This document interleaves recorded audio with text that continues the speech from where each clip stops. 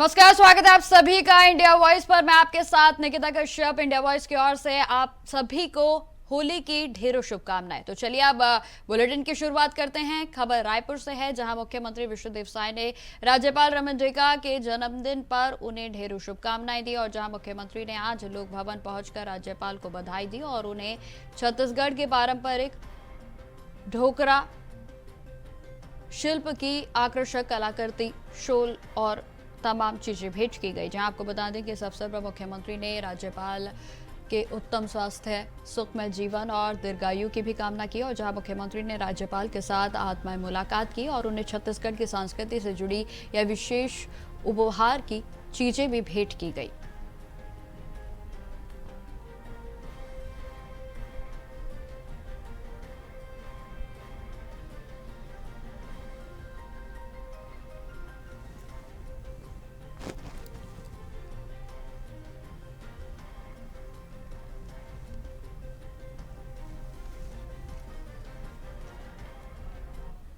खबर रायपुर से है, जहां मुख्यमंत्री विष्णुदेव साय ने सिख गुरुओं की प्रेरणा और बलिदान का महत्व बताते हुए होली मोहल्ला यात्रा के लिए संगत बसों को हरी झंडी दिखाकर रवाना किया। आपको बताते चले कि मुख्यमंत्री विष्णुदेव साय ने रायपुर के रेलवे स्टेशन स्थित गुरुद्वारा में मत्था टेक कर क्षेत्रवासियों की सुख समृद्धि की कामना की। तो वहीं इस यात्रा में लगभग 1200 श्रद्धालु 17 बसों और 2 ट्रकों के साथ हजूर साहिब में गुरुद्वारा नानक झीरा साहिब के लिए वे रवाना हुई। जहां मुख्यमंत्री विष्णुदेव साय ने कहा कि सिख गुरुओं का त्याग और बलिदान देशवासियों के लिए प्रेरणा का स्रोत है। उन्होंने सिख संगत को 25वें वर्ष में हो रहे इस भव्य आयोजन के लिए शुभकामनाएं भी दी हैं। तो वहीं इस अवसर पर रायपुर के सांसद बृजमोहन अग्रवाल और अन्य गणमान्य लोग भी उपस्थित रहे।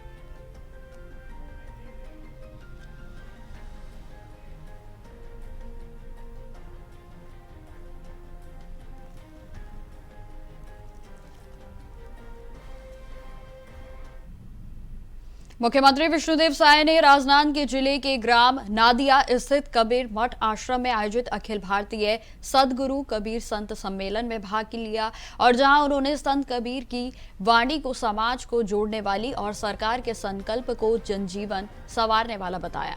इस अवसर पर मुख्यमंत्री विष्णुदेव साय ने ग्राम नादिया में मिनी स्टेडियम निर्माण और कबीर साहिब के नाम पर राजनांदगांव शहर में भव्य प्रवेश द्वार बनाने की भी घोषणा की।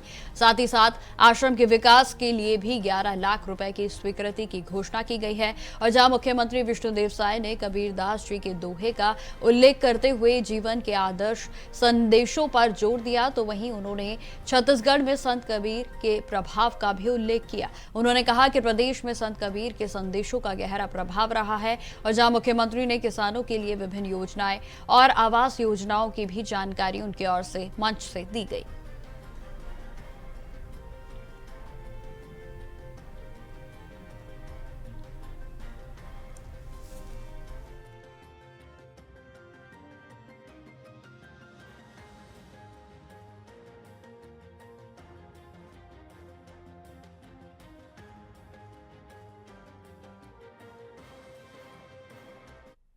अब खबर रायपुर से है, जहां उप मुख्यमंत्री विजय शर्मा ने केंद्रीय परिवहन मंत्री नितिन गडकरी से मुलाकात की है। और साथ ही साथ आपको बताते चले कि उनकी ओर से कवर्धा बाईपास और राष्ट्रीय राजमार्ग 30 के धनवई पानी से सिग्मा तक 122 किलोमीटर के सेक्शन को 4 लेन में बनाने के लिए उनकी ओर से समर्थन देने की मांग की गई है। और जहां मंत्री ने इस प्रस्ताव को सार्थक रूप से आपको बताते चले कि सकारात्मक रूप से स्वीकार करते हुए शीघ्र ही कार्रवाई का आश्वासन दिया। तो वहीं उप मुख्यमंत्री ने यह भी जानकारी दी है कि सबलपुर से मंडला और चिल्फी तक एक 4 लेन का सेक्शन है जो कि स्वीकृति मिल चुकी है उसकी। तो वहीं धवई पानी से सिग्मा तक के 4 लेन के मार्ग के निर्माण की भी बेहद आवश्यकता उनकी ओर से बताई गई। जहां इसके अलावा उन्होंने कवर्धा के बाईपास के निर्माण का भी आग्रह किया है, और जिससे कि शहर भी अब लगातार उन्नत मार्गों की ओर अग्रसर नजर आएगा।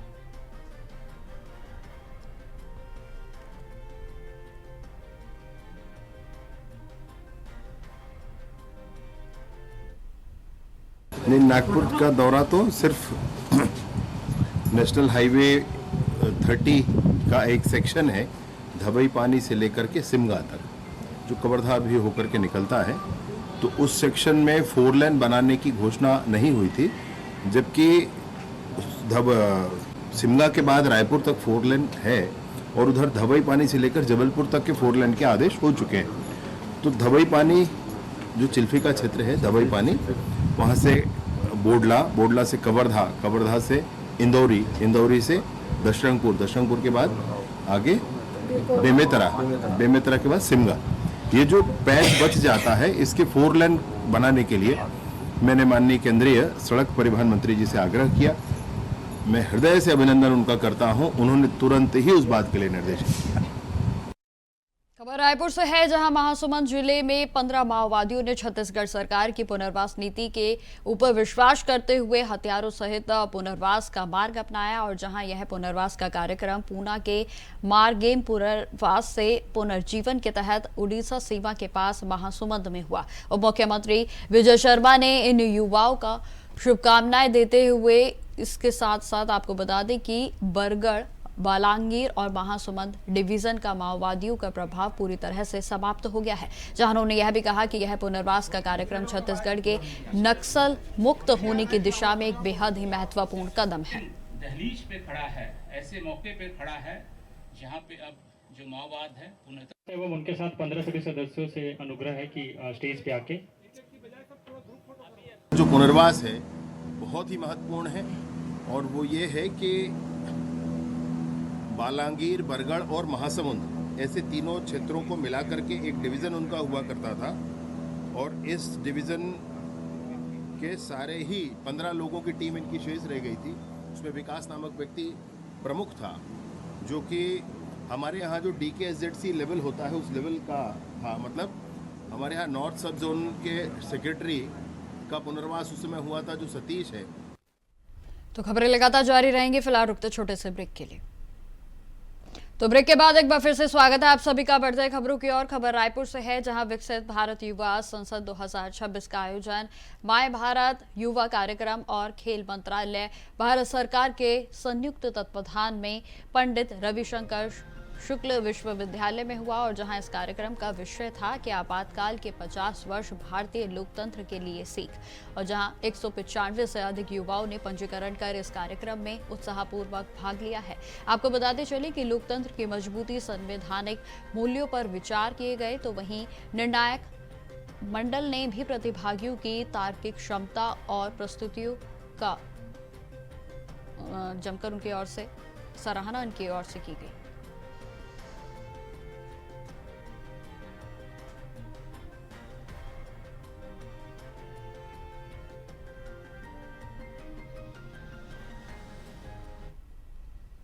खबरों में आगे बढ़ते हैं। बालोदा बाजार में होली के पर्व के मद्देनजर शहर में बाजारों में रौनक पूरे तरीके से बढ़ गई है और जहां शहर के 30 से अधिक स्थानों पर होलिका दहन का कार्यक्रम आयोजित किया गया है। आपको बता दें कि बाजारों में रंग गुलाल पिचकारी की दुकानों पर भीड़ उमड़ी हुई है और खासकर के हर्बल गुलाल की डिमांड अब ज्यादा हो गई है। बच्चों के बीच भी ड्रैगन और चीनी पिचकारियां काफी लोकप्रिय मानी जा रही हैं और जहां जिला प्रशासन ने केमिकल युक्त रंगों के प्रभावित होने से और उनको प्रतिबंधित उनकी ओर से किया गया है और जहां लोग अब हर्बल रंग का भी चयन करते हुए नजर आ रहे हैं। त्योहार इस वक्त 2 दिन तक लोग बनाएंगे और होली का त्योहार बाजार में रौनक आ गई है और रंग बिरंग एक से एक रंग आगे आप आए। आपको देखा एक सिलेंडर वाला रंग निकला हुआ है और तुम्हारा ड्रैगन वाली पिचकारी भी है, जिससे बच्चों का बहुत ही मन करेगा।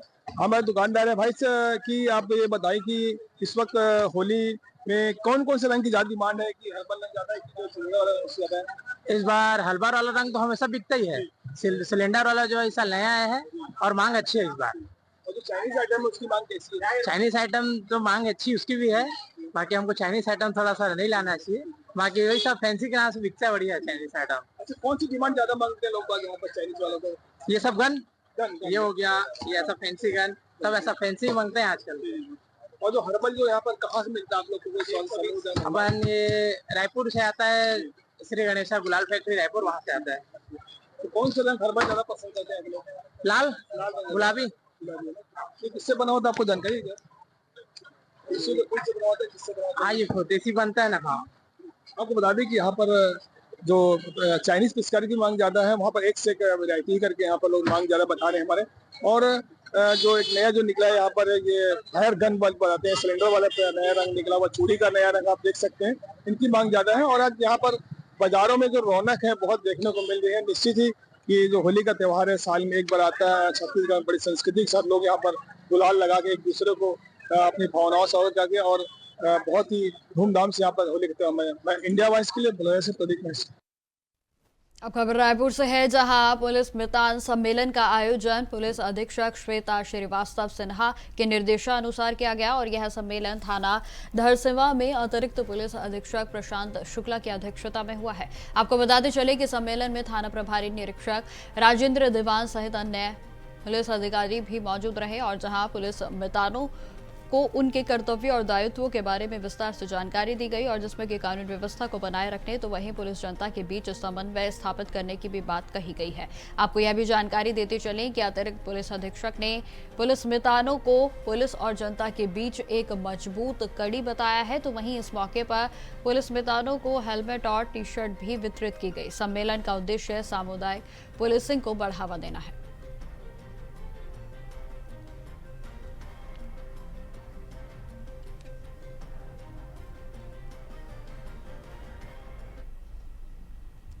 तो होली के त्योहार पर गांव-गांव में नगाड़ा की धूम देखने को मिल रही है। जी हां, आपको बता दें कि गांव-गांव में होली का फाग और नगाड़ों की धुन देखने को सुनाई दे रही है और जहां आपको बताते चलें कि बालोदा बाजार में नगाड़ा उस वक्त 3000 से लेकर 5000 तक बिकता था और जहां अब नगाड़े की और भी कीमत बढ़ गई है। तो वहीं छोटे-छोटे नगाड़े बच्चों को बहुत ही अच्छे लगते हैं और इसी पर देखिए संवाददाता प्रदीप माहेश्वरी की एक खास रिपोर्ट।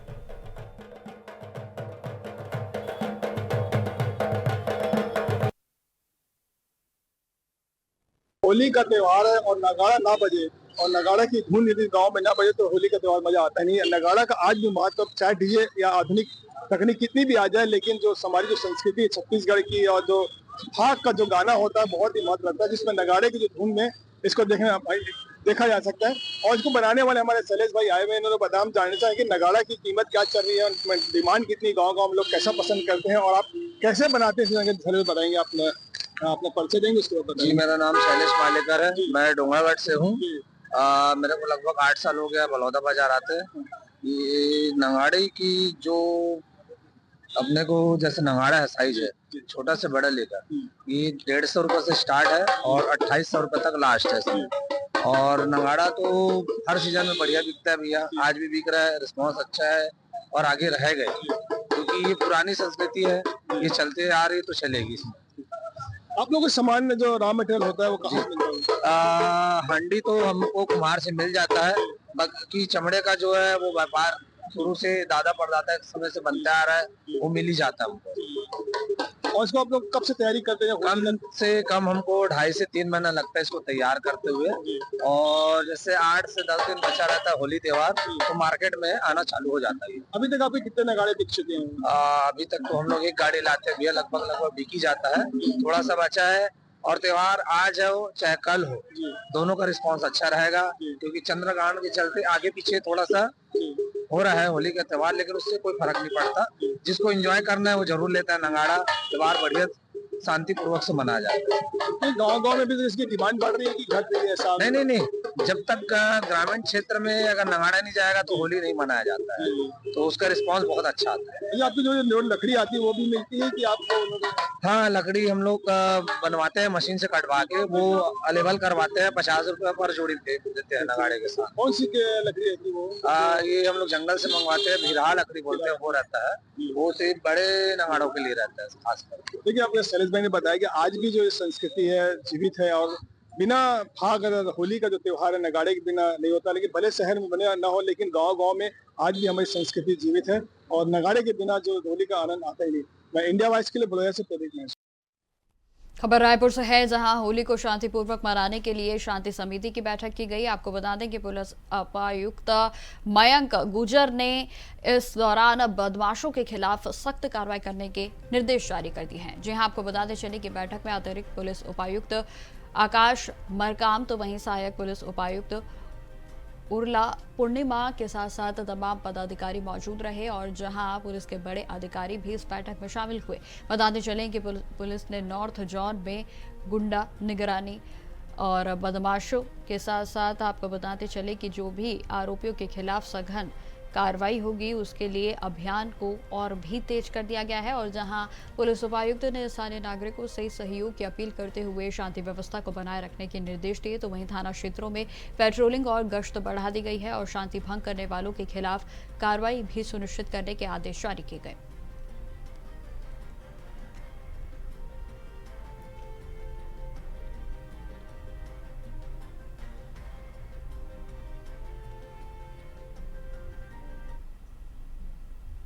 अब खबर जिला सक्ती से है, जहां एडिशनल एसपी पंकज पटेल ने जिले और नगरवासियों से अपील की है कि होली का पर्व शांति सौहार्द और आपसी भाईचारे के साथ मनाया जाए। और जहां पटेल ने कहा कि किसी भी प्रकार का हुड़दंग, जबरन रंग लगाना या फिर शराब के नशे में उत्पात मचाने या फिर माहौल को बिगाड़ने की कोशिश करने वालों पर सख्त कार्रवाई की जाएगी। उन्होंने जनप्रतिनिधियों से प्रशासन का सहयोग करने की अपील की, तो वहीं शांति व्यवस्था बनाए रखने की पुलिस की ओर से अपील की गई है। और जहां पटेल का यह भी कहना है कि हम सभी को मिलकर इस पर्व को आनंद और सौहार्दपूर्ण वातावरण में मनाना चाहिए ताकि किसी भी प्रकार की अशांति या दंगे की स्थिति उत्पन्न न हो।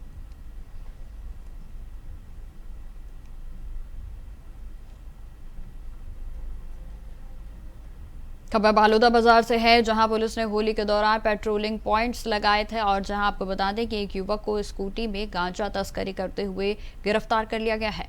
युवक रोशन मानिकपुरी स्कूटी की डिग्गी में एक झोले में 1 किलो गांजा छुपा कर ले जा रहा था और जिसकी अनुमानित कीमत लगभग 20,000 रुपए बताई जा रही है। जहां आपको बताते चले कि पुलिस ने चेकिंग के दौरान गांजा जब्त कर लिया है, तो वहीं आरोपी का मोबाइल भी जब्त कर लिया गया और उसे गिरफ्तार करते हुए आगे की कार्रवाई को शुरू कर दिया गया है।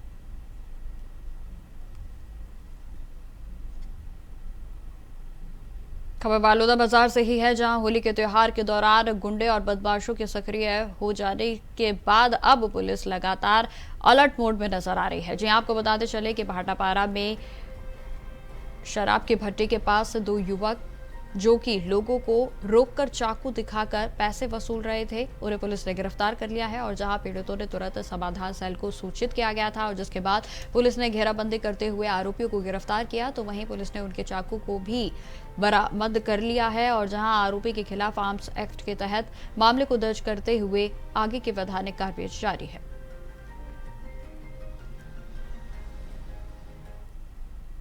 खबरों में आगे बढ़ते हैं। डीसीपी नॉर्थ जोन के उरला थाना क्षेत्र में पुलिस ने हिस्ट्री शीटर मोहम्मद आमिर उर्फ बद्री को गिरफ्तार कर लिया है। जी हां, आपको बताते चले कि आरोपी को बीरगांव दुर्गानगर क्षेत्र के निर्माणाधीन कॉम्प्लेक्स के पास उरला पुलिस टीम ने पिस्टल और कारतूस के साथ बरामद किया और पकड़ा गया। और जहां आरोपी का पुराना आपराधिक रिकॉर्ड भी बताया जा रहा है और जिसमें कि हत्या का प्रयास, लूट, मारपीट और बलवा जैसे 24 से अधिक मामले आरोपी पर दर्ज हैं। पुलिस ने उसे धारा 25 आर्म्स एक्ट के तहत अपराध को दर्ज करते हुए मामले की जांच पड़ताल शुरू कर दी है।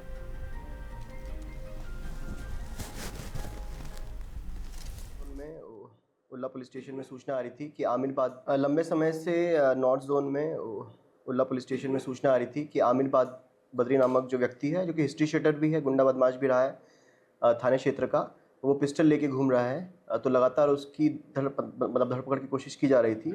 उसी तारतम्य में उल्ला पुलिस स्टेशन में जब सूचना मिली कि वो उसके घर पे आया हुआ है, तो उसके घर पे दबिश दी गई। दबिश देने पर जब वो मिला, उसके बाद में जब उसकी चेकिंग की गई तो उसके पास से एक नग पिस्टल और साथ ही कारतूस जब्त किया गया है। इसके अलावा आमिर बद्री के खिलाफ करीबन 14 मामले लूट, इसके अलावा 307 इस टाइप के जो गंभीर मामले हैं वो दर्ज हैं और साथ ही साथ इसका पहले जिला बदल भी किया जा चुका है। अब खबर रायपुर से है, जहां ग्रामीण पुलिस ने होली त्योहार को शांतिपूर्ण ढंग से मनाने के लिए विशेष अभियान को चलाया और जहां पुलिस अधीक्षक श्वेता श्रीवास्तव सिन्हा के निर्देश पर पुलिस टीम ने वारंटियों और आपराधिक तत्वों के खिलाफ कार्रवाई की है। बताते चले कि मारपीट और आबकारी एक्ट से संबंधित वारंटियों को गिरफ्तार करते हुए न्यायालय में भेज दिया गया। तो वहीं आपको बताते चले कि इस अभियान के दौरान आरोपी को अवैध चाकू लेकर घूमते हुए गिरफ्तार किया गया है।